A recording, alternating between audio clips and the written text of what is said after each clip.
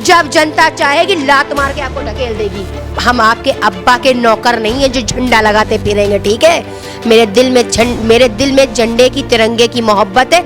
मुझे लगाना होगा मैं लगाऊंगी। मैं आपके बाप की नौकर नहीं हूँ। मैं देश में तानाशाही नहीं चल रही, हिटलर शाही नहीं चल रही। ये देश संविधान से चलेगा, आपकी मर्जी से नहीं चलेगा। कहती गोली चला दूंगी, बम मार दूंगी, ऐसी की तैसी कर दूंगी, मैं उड़ा दूंगी सब। तो मैं इस तरह से मुझे नहीं लगता है कि ऐसे लोग जो है देशभक्त कहलाएंगे जो देश को बर्बाद करने की बात करें। देश की संपत्ति को नुकसान पहुंचाने वाला हर वो शख्स मुझे लगता है देशभक्त नहीं हो सकता। अपने अब्बा की, अपने दादा की विरासत में लेके ये कुर्सी नहीं आए थे मोदी जी। सुन लें आप। मेरे साथ उजमा जी है। पहला सवाल है, अमित शाह ने कहा कि यहाँ पे जो है क्या वैक्सीनेशन खत्म होते के साथ सीए लागू करेंगे, उसको आप किस तरीके से देखते हैं? आपने आंदोलन भी किया था लखनऊ में, घंटा घर पे आपने काफ़ी ज़्यादा जो है क्या नाम है मीडिया के सामने भी आई थी, तो उसको आप किस तरीके से देखते हैं? आप सीए लागू करेंगे, हम आंदोलन लागू करेंगे, हम प्रोटेस्ट में बैठेंगे, फिर से एक नया शाहीन बाग निकालेंगे। तो आप अपने डटे रहिए। मेरे साथ उजमा जी है।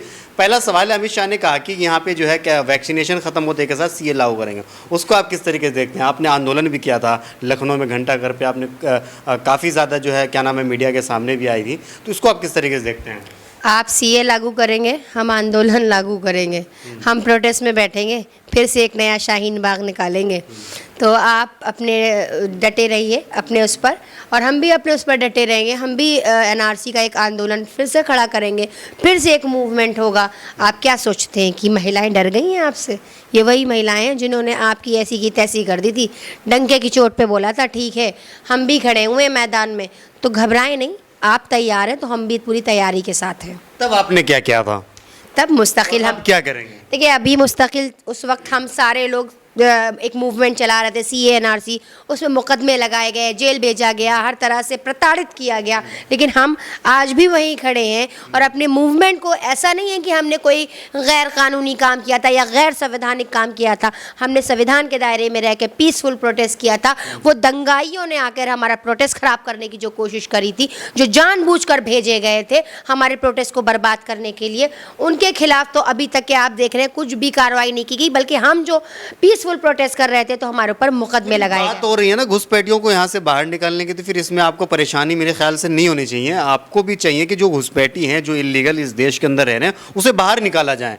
तब आप इसका विरोध क्यों कर रहे हैं? तो घुसपैठिया कौन है? अमित शाह से जाके पूछ लीजिए एक बार, आपकी घुसपैठिया कौन है, भगौड़ा कौन है? भगौड़े ये आकर देश में चलाएंगे। देश को तो बर्बाद करने वाले लोग हैं। देश को तो तोड़ दिया है इन्होंने, देश में कुछ रहा नहीं है। तो अब मुद्दा क्या बचा इनके पास? मुद्दा बचा मुसलमान, मुसलमान, मुसलमान, मुसलमान, मुसलमान।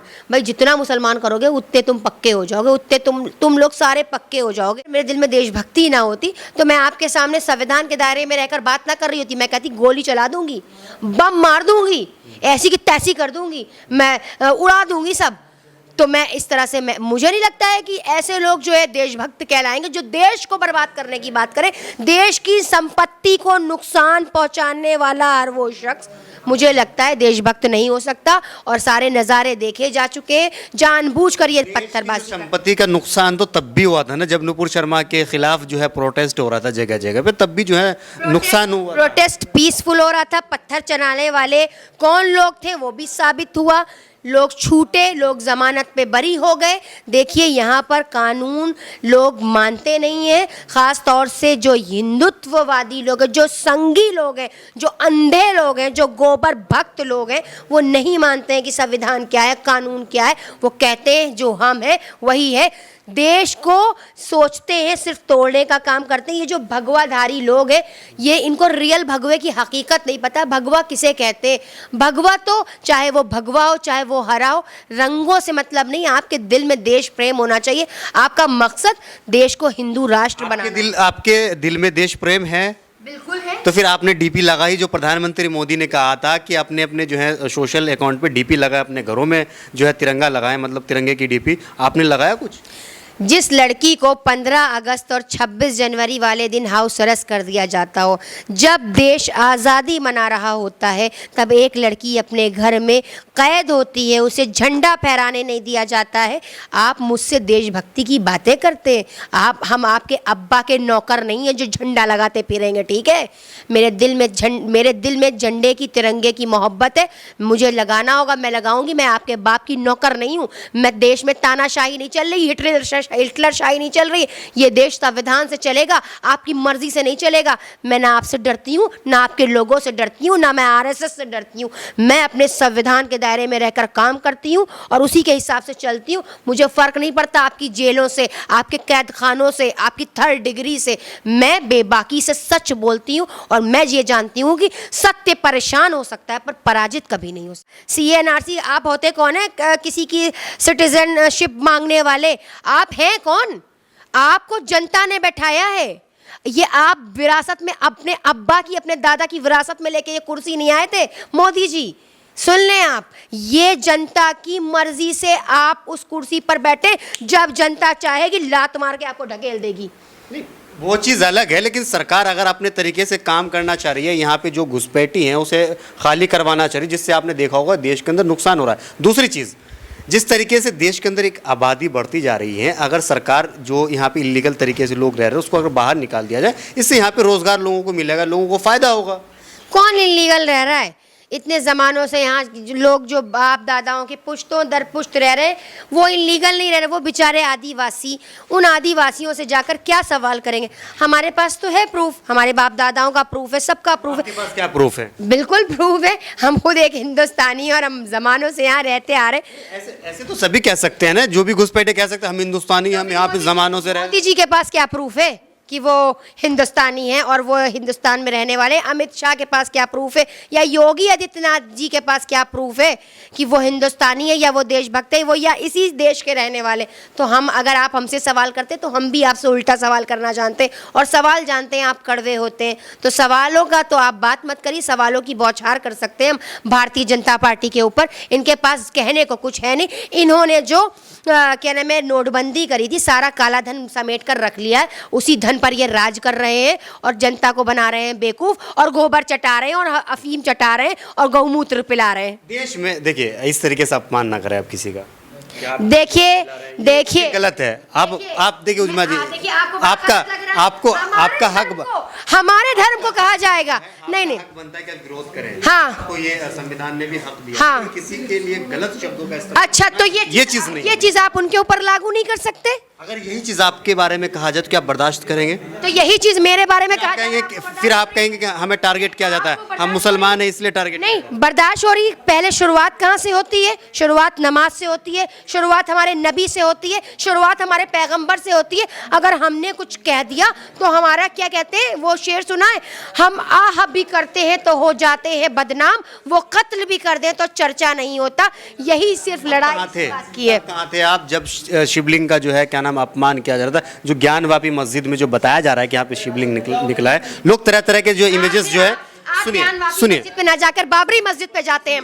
हम बाबरी मस्जिद पे जाते हैं, सबसे पहला मुद्दा वो है। जो तैयार करके जो सोशल मीडिया पे शेयर किया जा रहा है, तब आपका मुंह क्यों बंद? हम बाबरी मस्जिद पर जाते हैं, सारा सबसे बड़ा मुद्दा वही है। हम बाबरी मस्जिद पर जाते हैं। बाबरी मस्जिद का न्यायपालिका का फैसला हमने सम्मानजनक माना था, लेकिन वो हमारी बाबरी मस्जिद आज भी है हमारी। हम इनकार नहीं करेंगे, वो बाबरी मस्जिद थी, है और रहेगी, लेकिन उसे हमने सम्मानजनक माना है, न्यायपालिका का फैसला माना है। लेकिन आप न्यायपालिका के फैसलों को नहीं मानते, आप हमारा अपमान करते, हमारे धर्म का अपमान करते, हमारे मजहब का अपमान करते, हमें बताते हैं कि हम इतने बच्चे पैदा करते हैं, हम ये खाएं, हम वो खाएं, हम मीट ना खाएं, हम मच्छी ना खाएं, इस तरह की बातें करते हैं। हमारी खाने पे पाबंदी है, हमारी सांसों पे पाबंदी है, हमारी नमाज पे पाबंदी है, हमारे कुरान पे पाबंदी है। आप हर चीज पर पाबंदी है। कहाँ पाबंदी? आप जो आपका लिबास है, जो मुसलमानों में एक महिला का जो लिबास है, पूरा धारण कर रखे हैं।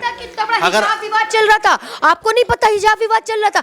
यही हिजाब हम लड़ के पहन रहे हैं। आपको पता है, बैंक में जाते हैं तो आप कहते हैं मुंह खोलिए, कहीं जाते हैं तो आप कहते हैं आप हिजाब पहने। इस तरह की बातें करते हैं, विवादित बातें की जाती हैं।